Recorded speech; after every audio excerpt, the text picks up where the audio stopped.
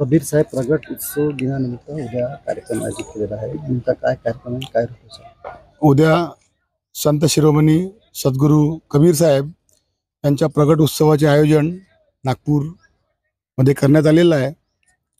या कार्यक्रमामध्ये मुख्यतः संविधान चौकामध्ये सकाळी निशाण पूजा, जे कबीर पंथाचं एक श्वेत ध्वजा जे शांतीचं प्रतीक आहे, त्या निशाण पूजा करून सकाळी सद्गुरू कबीर शांती संदेश यात्रा संविधान चौकापासनं तर झाशीराणी चौकापर्यंत आयोजित करण्यात आलेली आहे. झाशीराणी चौकामध्ये असलेल्या रामगोपाल माहेश्वरी सांस्कृतिक सभागृहामध्ये त्या ठिकाणी विविध कार्यक्रमाचं आयोजन केलं आहे.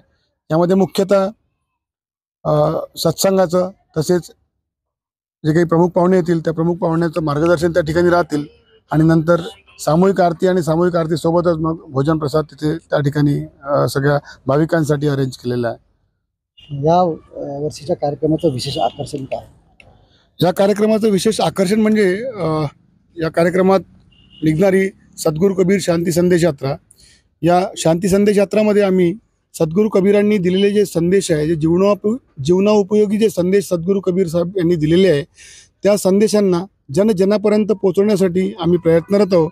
आणि या संदेशांच्या मदतीने समाजामध्ये एक शांती, प्रेम, भाईचारा, सद्भावना स्थापित करण्यासाठी सदैव कार्यरत आहोत. आणि त्याकरिताच या सद्गुरू कबीर शांती संदेश यात्रेचं आयोजन करण्यात आलं आहे. आणि ती शांती संदेश यात्रा एक मुख्य आकर्षणाचं केंद्र आहे. कबीरपंथीयांना काय आपण आवाहन करतो?